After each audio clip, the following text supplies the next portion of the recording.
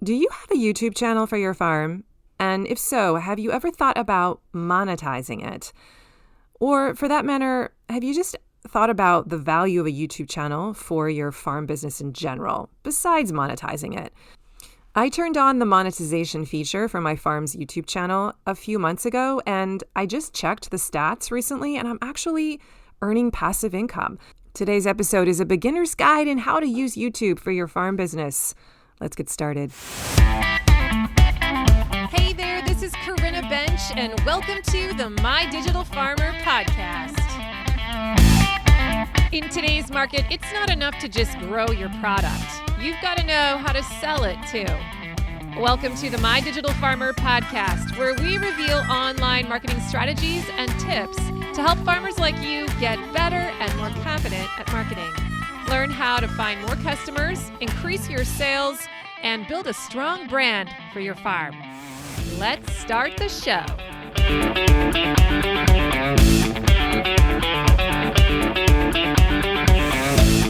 Well, welcome to episode 252 of the My Digital Farmer podcast. I'm your host, Corinna Bench, one of the farmers at Shared Legacy Farms out in Elmore, Ohio. I'm also the founder of MyDigitalFarmer.com, which is all about trying to help other farmers like you get more confident in your marketing and sales strategy so that you can grow a profitable farm business. How's everyone doing today?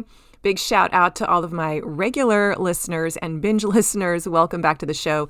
And if you're new to the podcast, I'm really glad you're here today. Thanks for checking me out. Make sure you subscribe to the show and go check out my first 10 episodes. I designed them to be an on-ramp into the marketing lingo. Another great place to learn the ropes of farm marketing is to get onto my email list. You can subscribe at mydigitalfarmer.com/subscribe. And when you do, I'm going to send you a weekly email that basically drips out the roadmap through the marketing jungle for you. I'm going to share people you should be following, key principles and fundamentals of marketing, lessons, past podcast episodes that you really need to listen to get you kind of onboarded with everyone else. It's going to be an education. So go to mydigitalfarmer.com/subscribe. I get lots of really good feedback on this little crash course for you. Today's episode is sponsored by my friends at LocalLine. Make the switch to LocalLine and scale your farm business. LocalLine is the all-in-one sales platform for farmers and food hubs. Increase your sales and streamline your processes with features including e-commerce, inventory management, subscriptions, online payments, price lists, and more. Now, unlike many generic e-commerce platforms, LocalLine is actually built for selling local food online. So whether you're a CSA farmer like us, or you sell meat, or you run a food hub, or you sell wholesale, or offer a herd share, LocalLine has the tools and features that you'll need to succeed. Subscriptions start as low as $49 a month with no setup fees, and there are no sales percentages. Plus, if you join LocalLine today, your onboarding manager will help get your storefront migrated at no cost. You'll be up and running in no time. And you guys, their service is outstanding. Bonus, as a podcast listener, LocalLine is also offering a free premium feature for 1 year with your subscription when you use my coupon code MDF2024. So any premium feature that you want, you get to choose. Make the switch today. Go to mydigitalfarmer.com/LocalLine and then enter in that coupon code MDF2024 to get that free premium feature. And now back to the show. All right, I'm back. Happy March, everyone. Hope you're doing well. I'm recording this in the middle of February. I am still getting over some early form of pneumonia, and I'm going to be okay. But I had a little bit of a health scare there in January, so I'm back in the saddle. If you hear me clearing my throat or sipping tea or sucking on a cough drop, that's just me trying to manage through my healing process. It's been really good, though. I've been forced to rest, and I've noticed how much my self-worth is tied to being like productive and doing things. And I've really had to practice receiving and not always being in motion and realizing that I'm still valuable and worthy. So I've had a lot of mindset work that I've been doing with my own coach this month. And I know it's crazy to say this, but I'm actually really grateful that I had this health crisis, because I have like grown so much and I have learned some things. Today, we're going to be talking about YouTube. I've never done a podcast on YouTube, and I'm actually not what I would call a YouTube expert, but I wanted to do this episode because I recently monetized my YouTube channel for my farm, for Shared Legacy Farms, maybe like 4 months ago, before Christmas, on a whim. And I happened to just go check and see how it was doing last week, since I had a lot of extra time on my hands. And I was surprised to see that it was making me some money.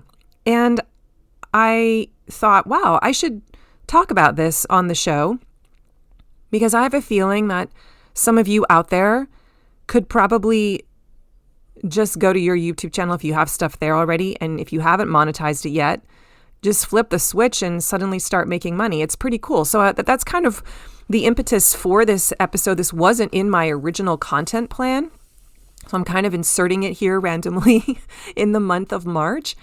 But I'm kind of excited about it, and I'm going to walk you through kind of my story, how this came to be, and a few observations if you wanted to get started with this process, what you might have to do. I'm going to just tell you right now, I am not the YouTube expert, but the fact that I am actually making income without being a YouTube expert, I think gives all of you hope, at least I hope it does, that you could also not have to be super savvy at this, and it could still earn you some passive revenue. So if you are someone that has a YouTube channel and you currently have videos living on it, or if you do a lot of video already in other places like on Reels or on Facebook Live, and you haven't repurposed it and, put it on your YouTube channel too, but you're already in the rhythm of doing video, then I think this episode might be for you, and you might learn some really quick things that you can do to get stuff going on YouTube and start monetizing it. So here's kind of the origin story of how it all happened. About 5 months ago, I remember getting an email from YouTube inviting me to monetize the channel. And I feel like I saw that kind of an email before. That wasn't the first time, but I had sort of pushed it off or ignored it because I realize now, looking back, that I didn't think that it would be worth the hassle.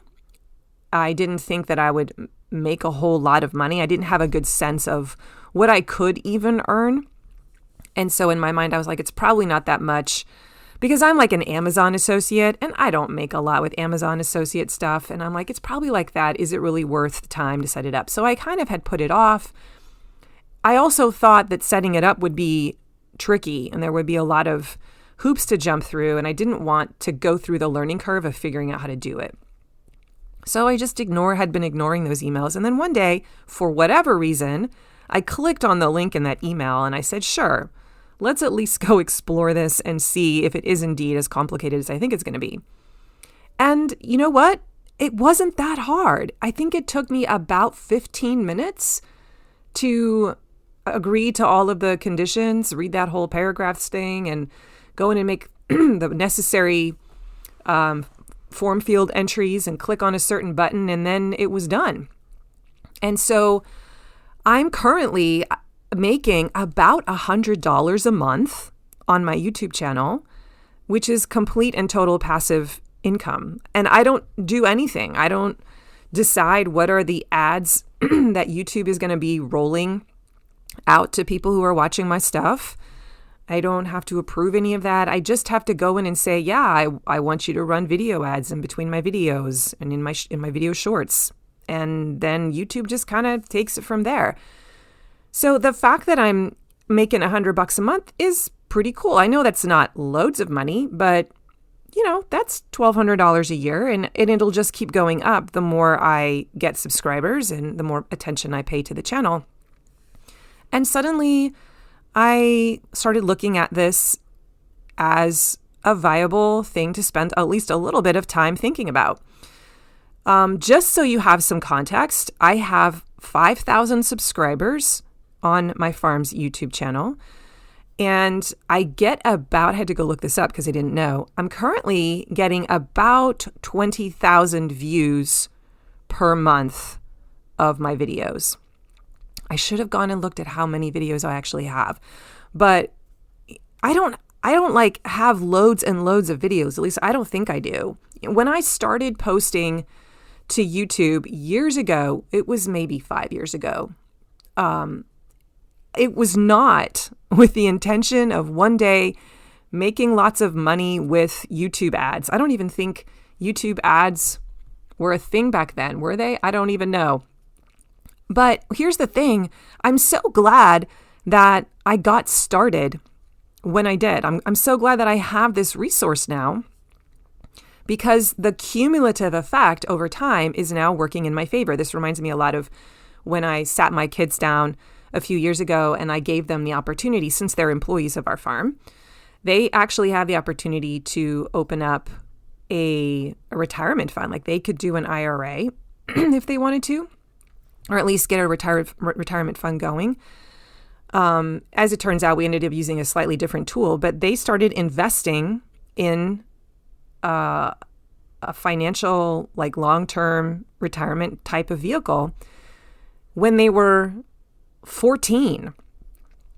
And now when you look at this practice of setting aside that money every single month, and they're going to continue to do that until they're, retiring, they're going to be way ahead of the curve. They're going to have some amazing resources and financial freedom because they started this practice as early as they did. So that whole cumulative effect that you have going for you, the earlier you start this, the wins are really in the long game. And I feel like that's kind of what has happened here with YouTube, is that because I decided many years ago to just start posting videos because I was making them on Facebook Live anyway, and some of them I was intentionally just creating on my iPhone, and I'm like, well, I'm going to put this on the YouTube channel just to have it be there so people can go and learn something.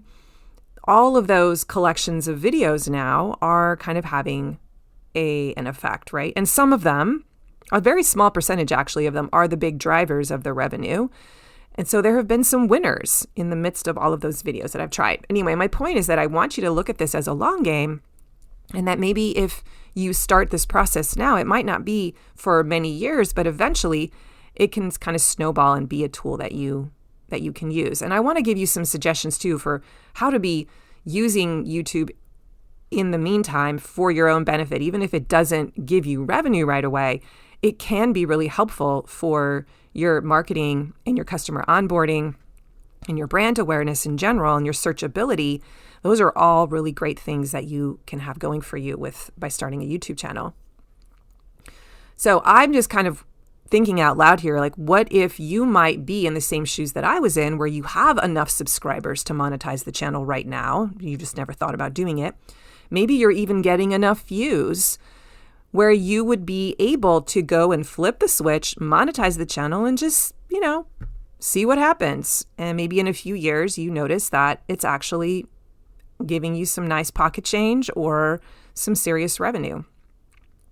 Or what if you could start now with this long play, knowing that eventually it will pay off and you'll get there in a few years? So that's sort of the inspiration behind this episode today. It was really like a fun surprise to go in and see that, wow, by flipping that switch, it actually, it's making me $100. Like I could take my family out to dinner once a year or once a month with that. And that's only going to increase over time. So I'm just excited about it. If you don't know this, YouTube is the number 2 search engine in the world, followed by, and it's owned by the number one search engine, Google, right? So YouTube is a very powerful resource that you have at your disposal for all kinds of things in your marketing and in your brand journey. And we're going to talk about what some of those other things could be in a minute, but let's make sure that we're leveraging the power of YouTube if it fits into our workflow and into our model. Okay, so this is not going to be a deep dive on how to set up your YouTube channel or, optimize your YouTube channel. That's not my expertise. I actually learned this stuff by watching YouTube videos of influencers who were teaching how to do this. And there are lots of them. So you can just go do a search on YouTube. I think I know that I followed Sunny Lenarduzzi. I'm not sure if she's even focusing on that anymore, but that's where I kind of learned the basics, like good enough to be able to get things going. I feel like I know enough to be dangerous, but I know I don't follow all the rules religiously. And I actually feel like that is encouraging news to you because I like the fact that I'm getting $100 a month, and I'm not really super intentional about stuff. So the fact that I'm not really following the crazy rules is maybe a good sign that you don't have to be super intense about this, and you could still get some results. So what do I mean? Like, here's just a few general practices that I know make a difference and that can help you, like having keywords in your description of your video. That can make a huge difference for how many people end up deciding to watch your video. Choosing the right topic for a video obviously is very important, but when I was first getting started, I didn't really care about that. I was just creating content that I wanted my customers to know, that I thought my customers would be interested in. I really wasn't thinking about, the long-term YouTube searchability for all the other people outside of my area. I was just trying to be helpful to my clients. Having thumbnails that pop, I know that that's important. So having people and faces in the actual thumbnail, big, bold fonts, so it's easily readable. When a person's scanning, they might end up choosing yours because of the colors and the fact that they can read the title on the thumbnail a lot easier. Things like the description of the video should guide them. The value of the description for me is that it should guide them to my brand and to other videos that they can watch in the channel that are going to continue to help them. But I tried sort of haphazardly, again, not consistently, but I would think about, hey, can I make sure I tell them about my lead magnet? Like, is there a way to get them on my email list and put that subscribe form link in the description? Can I mention my offer, the fact that I have, where am I located and what is my offer? So that if I have someone locally who happens to watch that, then they know where to go to find my website or find out about my offer. If I don't put any of that in the description, then the video is just, an interesting, informative piece of content, but it may not lead them into the funnel. So that's something that you want to be thinking about if you're somewhat intentional about this. Like, the description also matters. If somebody wants to learn more about you, that's where they're going to look first and see if they can find rabbit trails to follow. Things like making end screens. So coaching, when you set up the video, you can actually say, after this video is over, I want you to show them this video next. And that is an extra step you have to take, but that can be really helpful if you want to have people follow a very specific rabbit trail and go down a certain sales funnel. And then they have these things called cards, and that was the thing that was the most intimidating to me. But this is where you have to take the time to go through the video. And let's just say that I might mention another video that they could go see while I'm doing the video. I could say, hey, I have another video about how garlic harvests work. Click right here and you'll be able to watch it. And then I actually have to go then in the editing process when I upload it and say, at this point in the video, when I say that, show a card, pop it up on the video screen that if they clicked on it, then it would take them right to that next video, right? Those are some of the things that I know you can add to the whole process to sort of optimize it. I just quickly ran through my top 5. But again, I want to point out that I didn't really follow those rules consistently. If you were to go to my Shared Legacy Farms page, you'll notice my thumbnails I don't have cute thumbnails. In many cases, I didn't even make a special thumbnail. The descriptions, I probably have some that have really good descriptions, and I'm sure I have most of them that don't. And the end screen and the cards, again, haphazardly decided to add some of those to some of the videos when I would have motivation to sit down and like actually work on a little bit of this and be intentional. But I wasn't really consistent about it. Okay, and I'm still getting results. So that's just kind of putting that out there. But if you decide to go and get into this and study this and follow the people who know what they're talking about and, make sure that you take the time to add all these elements to every video you upload, you might actually see even better results. Today's podcast is sponsored by Farm Marketing School. This is my monthly membership where farmers can come in and build marketing assets one at a time in special 30-day build projects that I've created for you. Right now, there are like 8 projects inside of Farm Marketing School, and every month a new one gets added, and you basically subscribe for 30 days, or you can stay in for a couple months or 3 months. You can stay in the whole year. But what you're doing is you go inside and you decide, this is the project that I want to work on. You take the class, the workshop class that's recorded, you just watch it, and then you build it yourself. So this is the DIY version of Accelerator. There's no coaching element or mastermind or Zoom meetups. It's just you going in there, watching the class that the accelerators saw live with me, and then working on it on your own. So if you're a DIY type of person and you think you can do it yourself, this is an amazing resource. There are projects in there for how to build a promotion plan, how to build your email nurture sequence, how to write a great weekly email, how to build the website homepage messaging, what goes on that homepage, how to build a lead magnet, and more. So if you want to see what's in the Farm Marketing School, you can head to mydigitalfarmer.com/FMS. And I encourage you to subscribe for 1 month. Check it out. I have a whole onboarding, like a crash course in marketing that I encourage you to take in your first week. There's an assessment inside of there that's going to help you know which elements you should build first. It's so good, and I would love it if you would give it a shot for a month. Let me know what you think, and if you decide you like it, you can stay in there for several months in the off season and get a ton of your marketing stuff done. So how am I actually using YouTube? How did I use YouTube when I first got started? So there were probably like 3 different ways I wanted to answer this. First of all, 5 years ago when I first began this, I had kind of 2 separate categories. First of all, there was the need to create cooking tutorials for my CSA members. That's actually what started this all.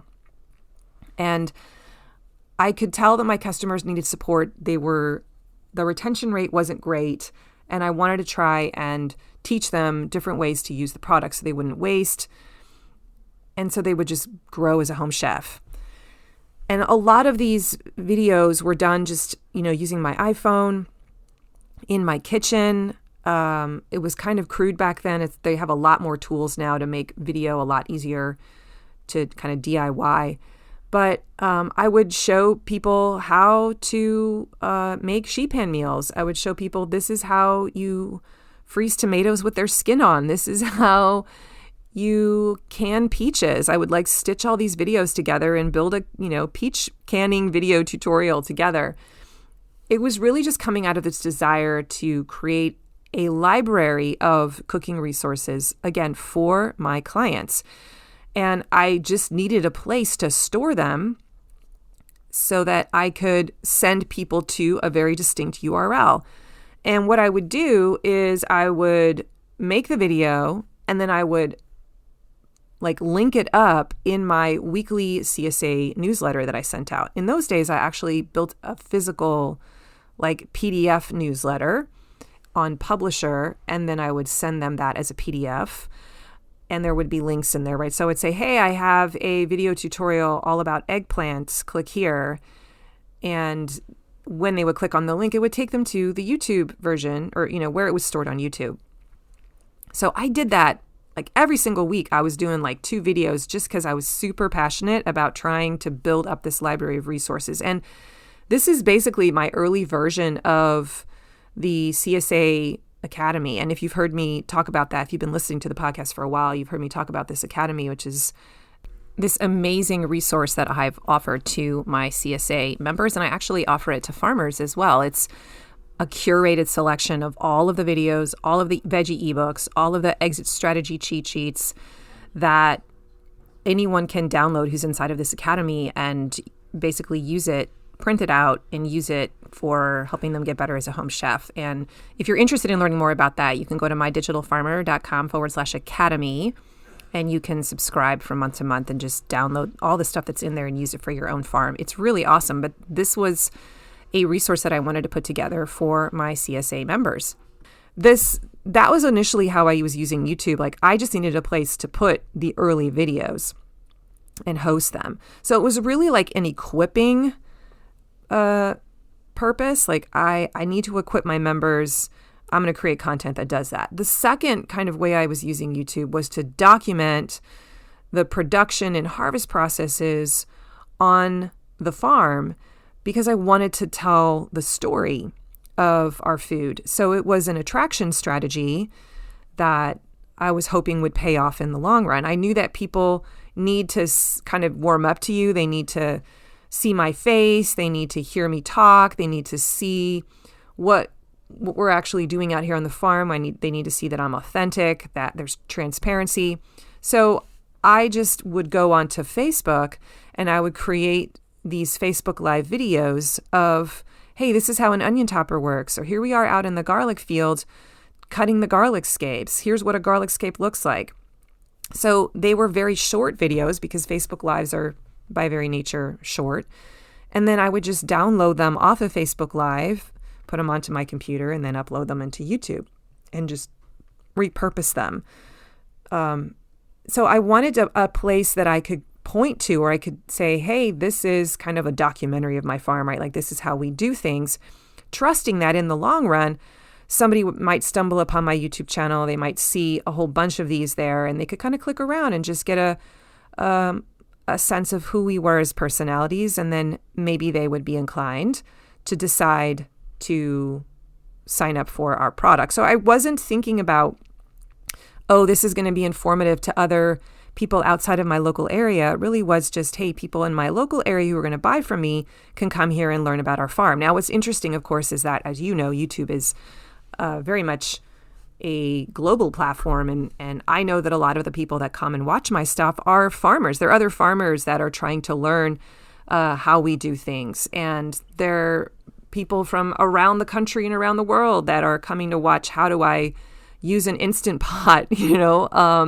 how do the features work? They don't have to necessarily be living locally to benefit from the teaching that I provide there. So, but initially that wasn't kind of my goal. I also want to say here that we were initially also thinking about using YouTube as a place to document our SOPs. So this has sort of been put on the back burner, but it was an idea for us that we would video some of our processes so that we could use it as training for future staff. And we could just say, hey, here's how this process works. We've videoed it so that you can go and watch the whole thing. And, it'd be a way to indoctrinate people and onboard them into our SOPs. Now, so equipping and informing, brand attraction, right? And ultimately getting them onto my email list. So those descriptions, making sure that they had subscribe forms in them so that people could, if they lived locally, they could get onto my email list, and then I would be able to take them down my email marketing sales path, which I have in place. Now, eventually, so those were kind of the first 2 steps, but eventually I got to the place where I realized, wow, I've got a lot of videos on here. And I had the idea, what if I was a little more intentional about how I stitched them together? This was not something that I thought about at first. First, I just threw up content all over the platform, right? But then I thought, I could actually guide people through this maze of content and I could create playlists. So there was a point where I created a CSA playlist where, again, the goal was to send a person to that playlist, or maybe they would stumble upon it, and I would put them in videos in a certain order, and they could basically learn some of the answers to their questions that they had about how CSA works. So there was one about, is CSA right for you? And what does CSA mean? So I sort of spelled out, I went through all those questions in individual videos, and those now live on the platform in a very loose kind of playlist. And I wouldn't say that it's this awesome sales video sequence, but I had that idea like, I could start creating content that will actually move a person through the buyer's journey. And some of that video content was already there, but there were a few that I decided to make and add into that playlist because I felt like I had some holes there. There's also, the potential here to create like an onboarding video sequence out of the stuff that you've built, right? So you can stitch together several of these cooking tutorials or lessons that you've put together, little sound bites, and stitch them all together, and then tell future clients, once they've signed up for your meat share or your flour share or your CSA, or maybe they bought a side of beef, you can guide them through, well, here's the first step, here's the next thing you need to know, and here's the next thing you need to know, and so forth, so that you essentially can onboard a person into your program and increase their chances of customer satisfaction and success. One of the playlists that has kind of like been the biggest driver of success for my platform has been my Instant Pot playlist. And this is so awesome. I remember like discovering about a year and a half ago that I was like one of the top results showing up for people searching for how to use an Instant Pot, which I'm like, what? That's so crazy. Because when I first made it, I did this Instant Pot challenge for my own clients, my own CSA members. We did an Instant Pot challenge as a contest. It actually wasn't a very popular contest with our CSA members, but I wanted to teach them how to use the Instant Pot. I had just gotten one. I had been using it, and I had been intimidated by it at first, which is why I hadn't used it for so long. And I was blown away by how cool it was. So I just decided I'm going to take the fear out of the Instant Pot, and I'm going to break it up into a little curriculum. I think it was 9 videos, and I just broke it apart into very small steps, like, hey, we're going to saute something. I'm going to show you how to saute something in the Instant Pot. That was like lesson 1. Lesson 2 was like, hey, we're going to do a natural release, nothing scary, right? You don't have to push any scary buttons and like release the valve. So I just sort of broke it down for them in small little pieces, and I stitched those together into a playlist. So I was making the videos for this challenge, and they were going into like an email sequence challenge from my members. But I'm like, well, I'll just put them here on YouTube. And as it turns out, this is the playlist that has people rocking through my YouTube channel, which is so cool. So yeah, I just kind of wanted to bring that up, how I use YouTube. First, it was just, I need a place to store my content because I want to equip my members. I'm going to make lessons to help them use my product and be successful with it. And basically, like, this is an onboarding customer success path type use. And then there was the brand awareness, like I want to inform people, I want to give them transparency on how we actually farm here, what are the processes that we use. There was a little bit of dabbling in like, how can I equip my staff and my team and do some team training.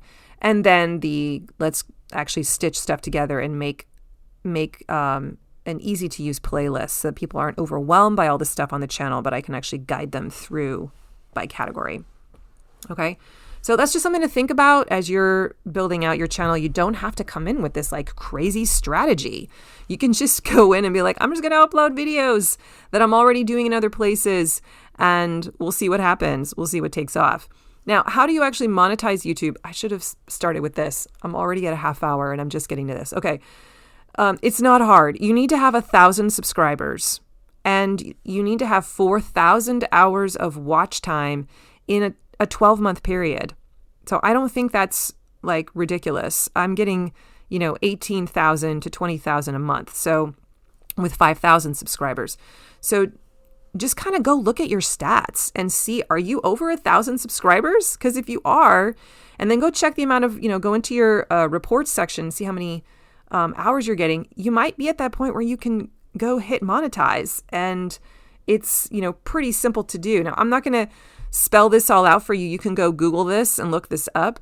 But basically, it's a 15-minute process. You're going to have to read a bunch of jargon, that all their terms and conditions, right, and agree to it. You'll have to give them permission to use your videos. You'll have to promise that, yes, my videos are appropriate. Are they made for kids? Are they not made for kids? You'll have to kind of decide on that. And then you'll have to go set up your bank information. That was actually the longest part of the process, because I had to actually come back 2 days later after they had deposited like 5 cents in my account and then tell them how much money they had put into my account. So that was the thing that actually took the longest to get approved. But then it was done. And suddenly it just said, here you go. We're going to start, you are now earning money on YouTube. And I'm like, okay. And I kind of forgot about it because, again, I didn't have high hopes for it. And like I said, when I went back and checked it a few months later and saw, oh my gosh, I'm making like $100 a month. That's when I was like, that's super cool. How awesome is that? So before I kind of finish up here, I wanted to make sure that I talked about what have been some of my best performing videos, because you might be kind of curious about that. So I'm pulling up my account right now. And my number one performing video is how to decrystallize honey. Has nothing to do with my vegetables, right? And that goes to show that that's something that's probably being watched by tons of people around the world who want to learn that. Then there's the second one is Instant Pot Session 6, how to do a quick release. Makes sense, right? People are scared of that whole process. Number 3 was how to use the adjust button on the Instant Pot. Number 4 is Instant Pot Lesson 2, the saute function. Number 5 is Lesson 4, how to use natural release in an Instant Pot. The next one is also Instant Pot. Lesson 9, using the manual setting to make, I can't read the rest of it. To make pulled pork. Then after that, I start to get into some other ones. How an irrigation wheel works. How an onion topper works. Instant Pot Lesson 8, weird noises the moment the pot seals. How to freeze cucumbers so they still feel crispy. Using a dosatron. How to grate garlic by side.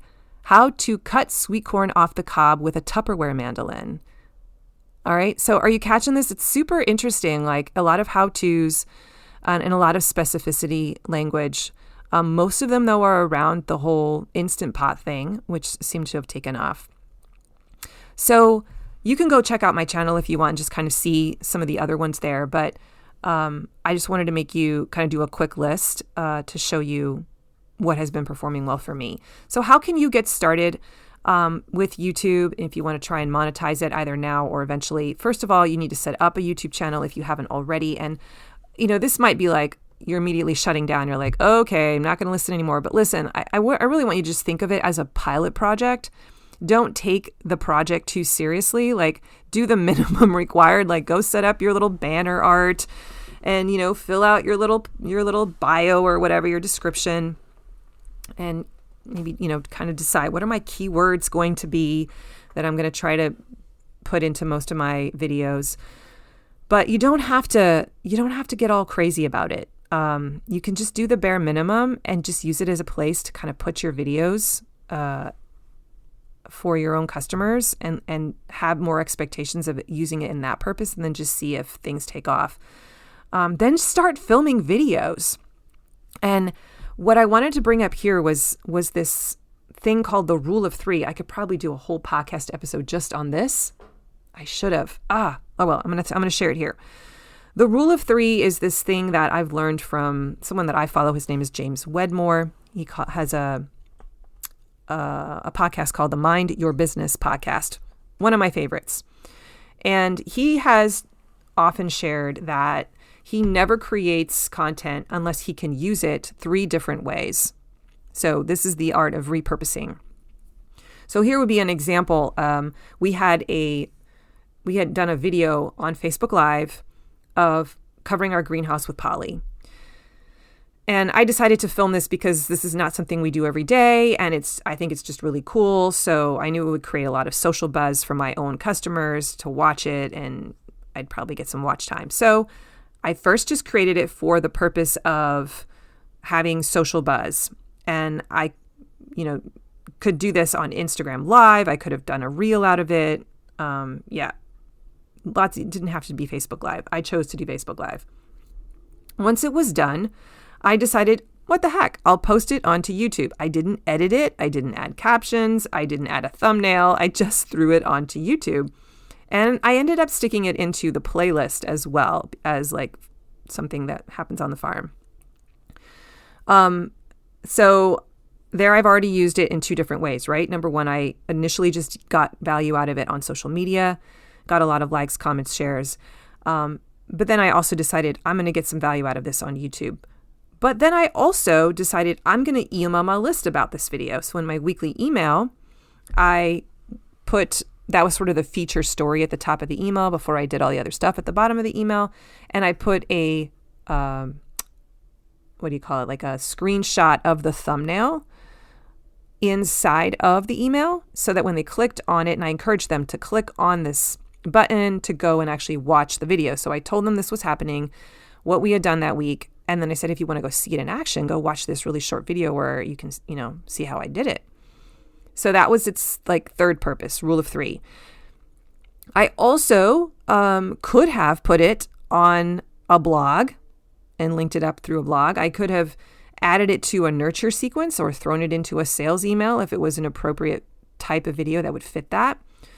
Either way, I at least got my rule of three out of it. And I always, once I create a video and if I ever put it on YouTube, I put it also inside of my content creation log, which is a massive Google sheet where I organize all of my content. And this allows me to go and do a search. If I know that I made a video on that process or on that topic, I can go into the Google sheet, do a search for it, find it, and then find the link and then repurpose it. So this is another quick tip. Like if you're into making videos and you're going to go down this rabbit hole, just have a place where you can log the URL link of your YouTube video somewhere in one location. It's going to make it so much easier for you to do this rule of three. And, you don't just use the rule of three in the moment like that week. You can repurpose some of the stuff you're filming 2 years later. And, a year after that, especially if it's around a promo, you can just keep pointing back to the same thing. Like I have a video that defines what is a CSA, what does that mean? And I just keep pointing people back to that video who come through this sales funnel, right? It's an evergreen type of resource. Okay, so you just have to start filming videos, and even if your first ones are like bad and need editing, that's okay. And then I think it's helpful to make a short checklist of video topics that you think you might want to capture. So I did that a couple years ago when I sat down with my community manager, Katie, for our CSA. She's our dietitian, and she does a lot of the content for me to help that kind of coach them. She's actually called our CSA coach.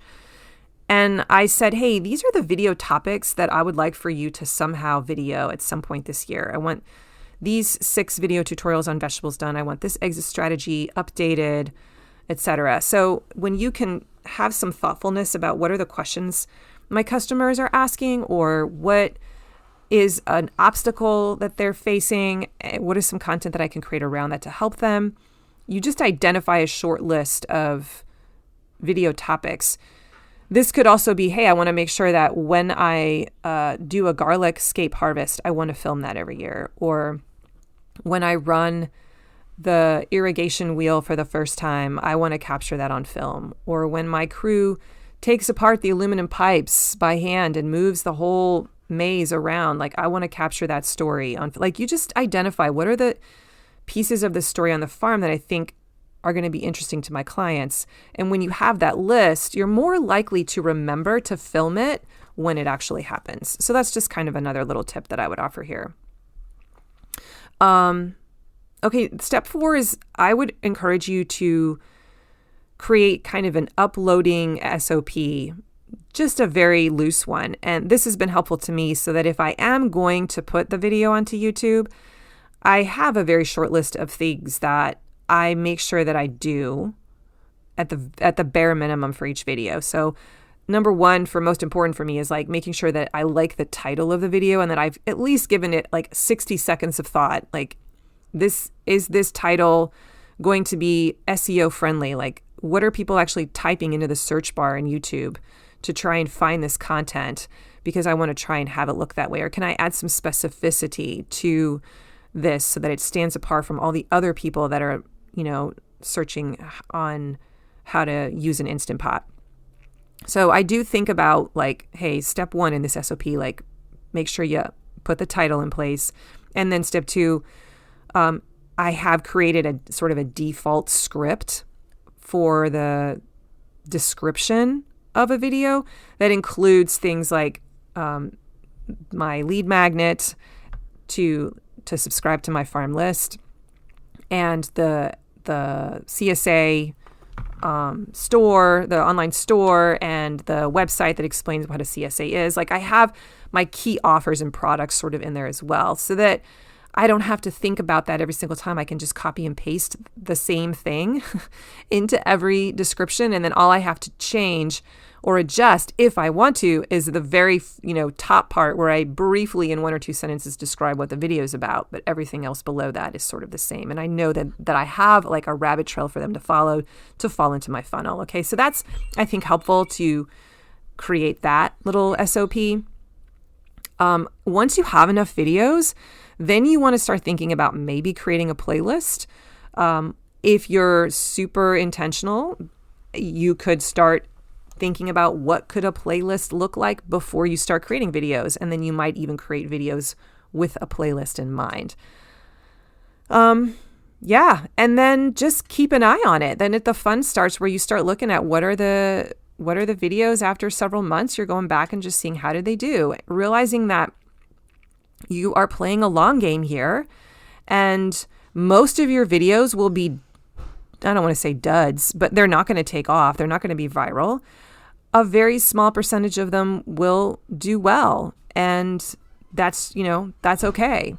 You'll get better and better at it as you go. I really just want to reinforce this idea. Like, I wouldn't necessarily look at this project as I wouldn't say that the success marker for this project should be I'm making lots of money and monetizing my channel. I think that will eventually come in time, that you'll make, a decent amount that you're happy with. But I think its main goal for you in your business is to think about its potential for onboarding your new clients, to create content that will onboard your new clients into your business, or that will create a success path for them, or that could serve as a sales pitch for your leads, or serve as just a like my academy does, a resource library, or a brand awareness, top of funnel stuff where new leads can come in and just get to know you and warm up to you and become aware of the products you even sell, that transparency piece, right? There's a lot of value that comes with video for your brand, aside from, I might monetize from the channel. And remember, when you create binge-worthy content on YouTube, over time, if you do that work of creating that Google sheet and you're aware of all the stuff that you have in there, you can start repurposing it for future marketing assets. If you create an onboarding email sequence for your new customers, for example, my CSA customers, I can then go in and look at all of those videos I've made, and I can say, what do I want to make sure I tell all of my brand new first-time clients in the CSA program? What's the path I want to take them through? I want to make sure they watch the video about green bags. I want to make sure they watch the video about how to make your own your own vegetable broth with veggie scraps. And I can actually guide them through the best of the best of that content through an email sequence even, right? Not just the playlist on YouTube, but through the email sequence. Or in our Facebook group, for instance, with our CSA, like I tell Katie every year in the first, about 2 weeks before the CSA starts, and then about into 2 weeks after the CSA starts, that 4-week period is like our onboarding process. And she has like a roadmap that she uses every year. It's very similar now, where she's repurposing these videos that we've made in the past, and she's walking newbies through it, right? That's the power of this kind of stuff, beyond just monetizing the channel. So, yeah, I hope this was at least a little bit inspiring for you. It's really not that hard. If you look at it as a pilot project, put some boundaries around it, right? Just put a container around it and be like, I'm going to play in the sandbox. I'm not going to make this hard. It's going to be good enough. I'm just throwing it up. I'm not going to worry about thumbnails too much. I'm just going to test it out and see what happens. I'm actually focusing this now on digital farmers. This was really inspiring to me when I saw my own farm channel doing well. I'm like, oh my gosh, I wonder how my digital farmers YouTube channel is doing, because many years ago when I first started, I was uploading a lot of the Facebook live videos that I was doing in the CSA Facebook group that I created. I have a CSA marketing discussion Facebook group, and I would show up in there every week with a tutorial. And I started downloading those and putting them onto a YouTube channel for Digital Farmer. But once I started the podcast, I switched my content over to the podcast, and I really just sort of forgot about using video. But those videos have been slowly, gaining subscribers as well. And so I'm like, let me go look at that channel. And I'm like just shy of being able to monetize that channel. Now I think I'm at 966 subscribers as of today. But I had the idea, what if I start putting my podcast onto the YouTube channel? I know farmers are going to YouTube all the time, because we do, to learn stuff, to figure out how to do stuff. And I thought, I have so many incredible resources on this podcast. Like, you could get a whole marketing education as a farmer if you listened to all of my episodes. And if a person doesn't listen to podcasts, they wouldn't know about me. And so how can I get in front of farmers' faces? I need to have this stuff on YouTube, even if it's just audio. Is there a way I can get my podcast onto YouTube? So a couple of months ago, I started looking into this. I thought it was going to be this huge project that I was going to have to spend a lot of money on to transfer over. As it turns out, it's not. It was like a few clicks, and again, inside of my podcast player, Libsyn, and now it's just automatically downloaded them all over to my YouTube channel, which is super exciting. So I'm actually having my VA, my virtual assistant, one of her projects over the next 6 months is to go into all of I'm just doing like 50, but to go in through some of those popular podcast episodes, and to update the thumbnail, to update the product, the description of the podcast and so forth. So I am now testing this on the YouTube channel for My Digital Farmer. And if you are someone who goes to YouTube as a farmer, I just want to make you aware that you could go and subscribe to my show. If you'd rather listen to my stuff on YouTube, you can now do that. And just go look for My Digital Farmer and subscribe. It'd be super cool if you guys could get me over the edge and get me over 1,000, because then I could start seeing if I could monetize that channel as well. So, okay, here's my homework for you. I want you to ask this question. Do you have videos on YouTube right now? And do you even know how many subscribers you have? If so, go check. See if you're over the 1,000 subscriber point. See if you're over the 4,000 hour watch time. And then I want you to go just click on the little lever, click it over to, yes, monetize my channel. Spend the 15 minutes to set it up, and then just see what happens. And if you're really, really close to 1,000 subscribers, maybe spend some energy taking the time to download some of the reels you're doing, or some of the things you're doing on Facebook Live, or videos you're just capturing on your phone. Take some time every week to just throw it onto YouTube, and until you get to that 1,000 subscriber mark, and then turn on the monetization. Just see what happens. Could YouTube be helping your business? Could it be helping you monetize? But maybe even more importantly, could you be using it for brand awareness? Could you be using it for creating playlists that onboard leads into your sales pipeline? Could you be using content that onboards your customers into how to be successful with your product, to create a success path using video and hosting it on YouTube? Just brainstorm it, and then think about, how can I make this easy? How can I take the perfection out of it? Like, just go for the good enough and pilot it, play in the sandbox, see what happens. I'm excited to play around a little bit with this now that I'm actually seeing that I'm monetizing. I feel motivated to give it a little bit more energy and play around with it and tweak it and just see if it makes a difference. I wish that for you too. Thanks so much, you guys, for tuning in today. My show notes can be found at mydigitalfarmer.com/252. I'll put a bunch of links in there for you to reference. And if you liked this episode, please go leave me a rating or a review for the show on Apple Podcasts, if you don't mind. Or even better, take the URL link for this particular episode, copy and paste it, and send it to a farmer that you know. I would absolutely love that. I'm trying to make as many people aware that I exist as possible, and you can help me with that. That can be your thank you note to me. Now, don't forget, if you want to get onto my email list, go to mydigitalfarmer.com/subscribe. I have so much gold to send your way. You're going to love it. So do that if you're not on my list yet. You can always unsub if you don't like it or if you feel like I'm giving you too much, okay?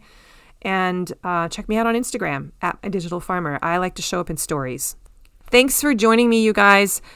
Have an awesome week, and I believe in you.